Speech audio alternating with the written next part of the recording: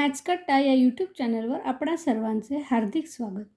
सेतू अभ्यासक्रम इयत्ता 10वी गणित भाग 1 आणि 2. मुलांनो, सेतू अभ्यासक्रमाचा आजचा 33वा दिवस. आज आपण वर्तुळ म्हणजे सर्कल आणि त्यामधील वर्तुळाचे विविध घटक म्हणजेच terms related to the circle यांचा अभ्यास करणार आहोत. बघा, वर्तुळ आणि वर्तुळाचे संबंधित घटक कोणकोणते आहेत ते आपण बघूया. पहिला मुद्दा, आपण सर्कल म्हणजे काय, म्हणजे वर्तुळाची व्याख्या नेमकी काय असते ती आधी आपण बघूया. वर्तुळ तर काय असतं, तर एकाच प्रतलातील स्थिर बिंदूपासून समान अंतरावर असणाऱ्या सर्व बिंदूंचा संच म्हणजे वर्तुळ होय. मग आता या ठिकाणी तुम्ही आकृती बघा. आपण हे असं वर्तुळ काढतो, बरोबर आहे. तर याच्यावर काय असतात, अनेक बिंदू असतात, असंख्य बिंदू असतात. Infinite number of points are on the circle. These points, what is a specific condition for that point? That points are equidistant from the center, means O from the circle, means these are equidistant from the center. आता centre आपल्याला माहीत नाही, म्हणजे तो स्थिर बिंदू आहे प्रथम, बरोबर आहे. या स्थिर बिंदूपासून समान अंतरावर असणाऱ्या हा सर्व बिंदूंचा जो संच आहे ते जोडल्यानंतर आपल्याला काय तयार होते, आकृती वर्तुळाची तयार होते. म्हणून वर्तुळाची व्याख्या काय करतात, तर एकाच प्रतलातील एका स्थिर बिंदूपासून समान अंतरावर असणाऱ्या सर्व बिंदूंचा संच. बघा, the set of points which are equidistant from the fix point is called as a circle. Okay, आता सेंटर म्हणजे काय, the fixed point. From this definition, the fixed point which is equidistant from all the points is called as a center of a circle. ज्या स्थिर बिंदूपासून ह्या सर्व बिंदूंचं अंतर समान असतं, समदूर असतात हे सर्व बिंदू, these are equidistant from that fixed point. That fixed point is called as a center of a circle. What do you mean by radius? Radius means the center of a circle and the point on the circle. The distance between them is called as a this distance is a equidistant for all the point. This equidistance is called as a radius of a circle. वर्तुळाचा केंद्र आणि वर्तुळावरील कोणताही बिंदू यामधील अंतराला आपण त्या वर्तुळाची त्रिज्या असं म्हणतो. किंवा हे सर्व बिंदू या फिक्स बिंदूपासून म्हणजे सेंटरपासून ज्या समान अंतरावर असतात त्या समान अंतराला त्या वर्तुळाची त्रिज्या असं म्हणतात. कॉर्ड ऑफ अ सर्कल म्हणजे जीवा, वर्तुळाची जीवा. The segment joining any 2 points on the circle is called as a chord of a circle. वर्तुळावरील कोणतेही 2 बिंदू जोडणारा रेषाखंडला त्या वर्तुळाची जीवा असं म्हणतात. आता जीवेबद्दल सांगायचं झालं तर आपण ही पण PQ ही सेगमेंट, PQ ही जीवा आहे ह्या आकृतीत, आणि AB ही सेगमेंटसुद्धा जीवाच आहे. वर्तुळाला असंख्य जीवा काढता येतात. कोणतेही 2 बिंदू तुम्ही वर्तुळावर घेतले तर आपल्याला त्याच्यापासून जीवा तयार करता येते. There are infinite number of chords of the circle and this AB is a chord of a circle and this specific chord is called as a diameter of a circle because this chord is passing through the center of a circle.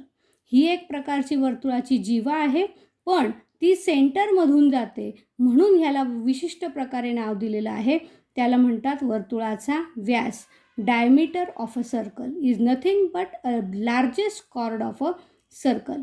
And what is the relation between radius and diameter of the circle? That radius, OA is a radius, OB is also a radius, and AB is a diameter, and hence this AB is a double of the radius, 2 times of the radius. Therefore diameter D is equal to 2 into R. असं आपल्याला सूत्र तयार करता येईल. व्यास हा त्रिज्येच्या दुप्पट असतो, कारण या ठिकाणी बघा व्यास जो आहे AB त्याच्यामध्ये दोन त्रिज्या आहेत. बघा, OA ही त्रिज्या आहे, OB ही त्रिज्या आहे, बरोबर आहे. म्हणून व्यास हा त्रिज्येच्या दुप्पट असतो, किंवा तुम्हाला असं म्हणता येईल की ही त्रिज्या फक्त ही ह्या पूर्ण व्यासाच्या निम्मी असते, म्हणजेच r=d/2 किंवा d=2 टाइम्स ऑफ r. समजलं? आता या संदर्भात आणखीन काही महत्त्वाची सूत्र आहेत. पहिलं सूत्र आणखीन एक बघा, की वर्तुळाचा परिघ म्हणजे सर्कम्फरन्स ऑफ अ सर्कल कशाला म्हणतात, तर ही जी कडा आहे वर्तुळाची, ह्या वर्तुळाच्या कडेलाच आपण वर्तुळाचा परिघ म्हणजे सर्कम्फरन्स ऑफ अ सर्कल असं म्हणतो. ओके, मग circumference C denotes by C, and what is the formula of this circumference? c=2 times of pi r, किंवा 2r म्हणजे डायमीटर होतो, म्हणून 2rच्या ऐवजी जर डायमीटर लिहिला तर सूत्र आपल्याला डायमीटरमध्ये मिळतं परिघाचं. परिघ c=πd, 2πr किंवा πd, कोणतंही सूत्र तुम्ही वापरू शकता. त्यानंतर वर्तुळाचं क्षेत्रफळ. वर्तुळाचं क्षेत्रफळ म्हणजे हे जे वर्तुळ आहे याच्यातला आतमधला सगळा area of a circle. Area of circle is πr². What do you mean pi? Pi is an irrational number and value of is 22/7 or 3.14. पायची किंमत ही 22/7 किंवा 3.14 घेतात, हे लक्षात घ्या. आता हा पाय म्हणजे काय असतो, तर वर्तुळाचा हा जो परिघ आहे तो परिघ आणि हा वर्तुळाचा व्यास, जर आपण यांचा रेशो घेतला म्हणजे ह्या पूर्ण परिघाला जर आपण व्यासाने भागलं तर आपल्याला जे काही उत्तर येईल कोणत्याही वर्तुळात मोजल्यानंतर तुम्ही हा रेशो घेऊ शकता, आणि याचं उत्तर ही अंदाजे किंमत 22/7 किंवा 3.14 येते. यालाच पाय असं म्हणतात. पाय इज अ इररॅशनल नंबर बट 22/7 और 3.14 आर द रॅशनल नंबर, हे लक्षात ठेवा. त्यानंतर आपल्याला पुढचा मुद्दा बघायचा आहे, तो म्हणजे प्रतलातील वर्तुळे म्हणजे सर्कल्स इन अ प्लेन. आता किती प्रकारे सर्कल्स आपण एका प्लेनमध्ये काढू शकतो मुलांनो? तर पहिला प्रकार आपण जर बघितला तर एकच त्रिज्या घ्यायची. 3 सेंटीमीटर घेतली तर 3 सेंटीमीटर तुम्ही वेगवेगळे सेंटर घेऊन 2 वेगवेगळे सर्कल काढले आणि ते एकमेकांवरती तंतोतंत जुळतात का हे जर कापून ठेवून बघितले तर तुमचं असं लक्षात येईल की हे दोन्ही वर्तुळं एकमेकांवरती तंतोतंत जुळतात, म्हणजेच याला एकरूप वर्तुळं असं म्हणतात. काय म्हणतात त्याला? एकरूप वर्तुळं म्हणजे congruent circles. The 2 or more circles with the same radius are called as a congruent circles. समान त्रिज्या असलेल्या वर्तुळांना एकरूप वर्तुळं म्हणतात. मग ते 2च असले पाहिजे असं काही नाही, तुम्ही अनेक वर्तुळं अशी काढू शकतात की ते एकरूप आहेत. समजलं? त्यानंतर दुसरा कन्सेप्ट आहे एक केंद्री वर्तुळे, त्याला आपण म्हणतो कॉन्सेंट्रिक सर्कल्स. मग कॉन्सेंट्रिक सर्कल्स कसे काढतात? तर काय करा, एक सेंटर घ्या, एक छोटंसं कंपासमध्ये डिस्टन्स घ्या आणि एक छोटंसं सर्कल काढा. आता कंपासमधलं अंतर थोडं वाढवल्यानंतर पुन्हा सेंटर तोच घ्यायचा आहे आणि पुन्हा सर्कल काढा. पुन्हा अंतर वाढवून तेच सेंटर ठेवून पुन्हा एक वर्तुळ काढा. तुम्हाला असं एकात एक असलेले अनेक वर्तुळं इथे दिसतील, बरोबर आहे. पण ह्या वर्तुळांचं वैशिष्ट्य काय आहे, तर त्यांचा सेंटर एकच आहे आणि आपण प्रत्येक वेळेला अंतर वाढवलं आहे, म्हणजेच काय वाढवलं आहे, त्रिज्या ही वेगवेगळी घेतलेली आहे. एकच केंद्र असलेले आणि भिन्न त्रिज्या असलेल्या वर्तुळांना एक केंद्री वर्तुळ असं म्हणतात. The centre of a circle on number of circles with the same centre but different radii are called as a concentric circles. एकच केंद्रबिंदू असलेल्या भिन्न त्रिज्या असलेल्या वर्तुळांना एक केंद्री वर्तुळ असं म्हणतात. ओके, त्यानंतर पुढचा मुद्दा आहे एकाच बिंदूत छेदणारी वर्तुळं. आता एकाच बिंदूत छेदणारी वर्तुळं आपण 2 प्रकारे काढू शकतो, बरोबर आहे. तर समजा हे छोटं एक वर्तुळ आहे आणि हे मोठं वर्तुळ आहे. हे दोघी वर्तुळांचा अंतर्भाग हा भिन्न आहे, पण ते एकमेकांना बाहेरच्या एका बिंदूत टच करतात फक्त, म्हणजे छेदतात. म्हणजेच यांना काय म्हणतात, एकाच बिंदूत छेदणारी वर्तुळं. समजलं? त्यानंतर ही पण एकाच बिंदूत छेदणारी वर्तुळ आहे, ज्या ठिकाणी ह्या वर्तुळांनी एकमेकांना इंटरसेक्ट केलेलं आहे. पण ते कसं आहे, इंटरनली इंटरसेक्टिंग सर्कल. हे एक्सटर्नल टचिंग सर्कल, हे इंटरनल टचिंग सर्कल्स. हे आतमधून ह्या वर्तुळाच्या आतमध्ये ह्या वर्तुळाचा सगळा अंतर्भाग व्यापलेला आहे. म्हणजेच हे वर्तुळं एकात एक असल्यामुळे यांना आपण आतमध्ये छेदणारी वर्तुळं असं म्हणतो. आता दोन भिन्न बिंदूत छेदणारी वर्तुळं कशी असतात ती बघा. हे एक वर्तुळ आहे आणि हे एक वर्तुळ आहे. या दोघांचा छेदनबिंदू ह्या दोन ठिकाणी आपल्याला मिळालेला आहे. म्हणजे दोन भिन्न बिंदूमध्ये हे दोन वर्तुळं एकमेकांना छेदतात. यांच्या त्रिज्या भिन्न असतात किंवा समानही असू शकतात, पण केंद्रही भिन्न असतात. पण ते दोन बिंदू जे आहेत ते सामायिक बिंदू आहेत. हा बिंदू याही वर्तुळावर आहे, दोन्ही बिंदू ह्याही वर्तुळावर आहेत आणि ह्याही वर्तुळावर आहेत, हे लक्षात घ्या. दोन बिंदू छेदणारी वर्तुळं. मग किती प्रकारे आपल्याला एका प्लेनमध्ये वर्तुळं काढता येतात बघा.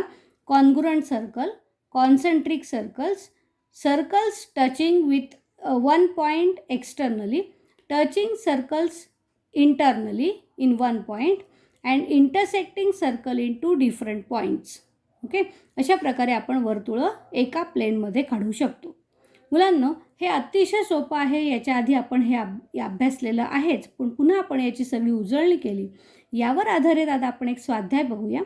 खालील बहुपर्यायी प्रश्नांच्या दिलेल्या उत्तरांपैकी अचूक पर्याय निवडा. Choose the correct alternative for the following MCQs. Number 1, वर्तुळाचे क्षेत्रफळ काढण्याचे सूत्र कोणते सूत्र वापरतात? What is the formula use for finding the area of the circle? मग सर्कलच्या एरियाचं सूत्र काय बघितलं आता आपण? πr² हे बघितलं. त्यानंतर नेक्स्ट क्वेश्चन बघा. 2.7 सेंटीमीटर रेडियस आहे. 2.7 सेंटीमीटर त्रिज्येच्या वर्तुळात जास्तीत जास्त किती लांबीची जीवा असू शकते? What is the maximum length of the chord in the circle with radius 2.7 centimetre? मग तुम्हाला माहिती आहे की व्यास हा त्रिज्येच्या दुप्पट असतो आणि ती सर्वात मोठी जीवा असते, बरोबर आहे. मग सगळ्यात मोठी जीवा ही त्रिज्येच्या दुप्पट असणार आहे, म्हणजे ती व्यास असणार आहे.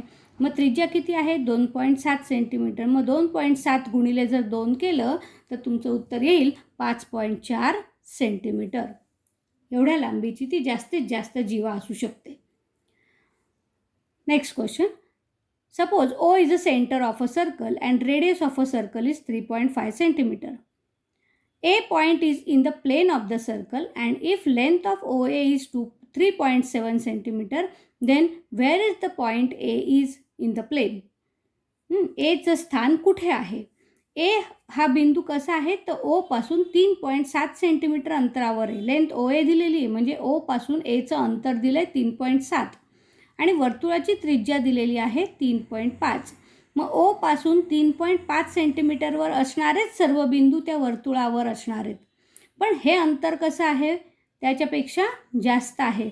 म्हणजेच हा बिंदू कुठे असेल? वर्तुळाच्या बाह्य भागात असेल, in the external part of the circle. पर्याय काय आहेत बघा.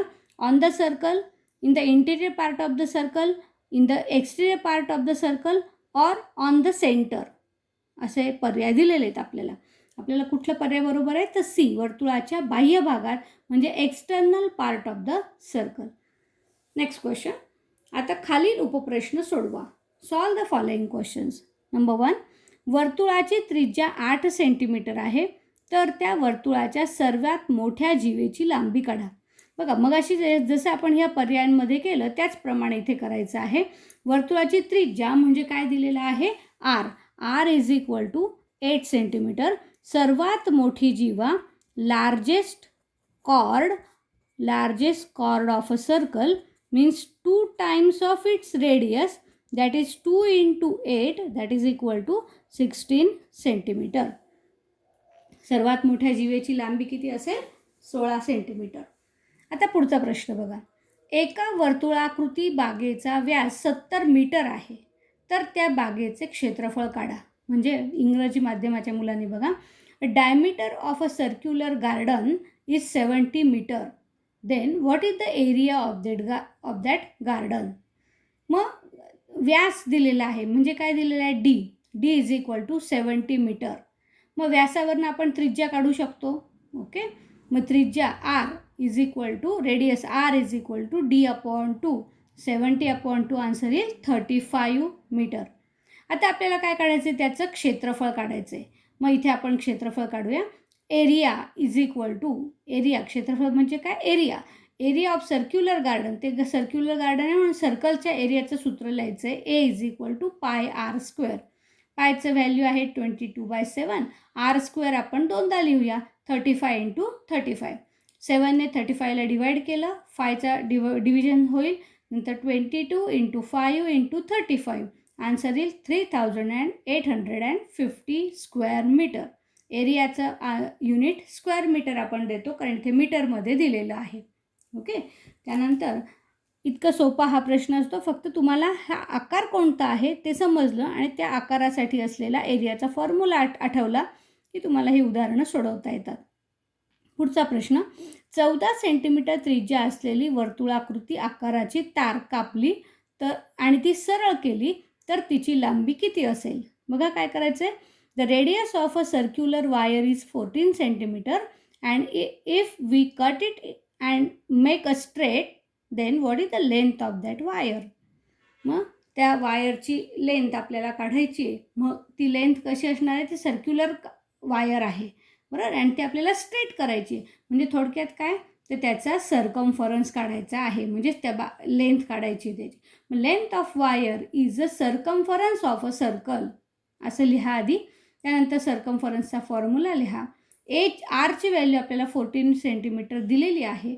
मग ती इथे टाका. 2 इंटू 22/7 इंटू 14. 7ने 14ला डिव्हाइड करा, 2ने डिव्हिजन होईल, 2 इंटू 22 इंटू 2 म्हणजेच 22 इंटू 4 होईल.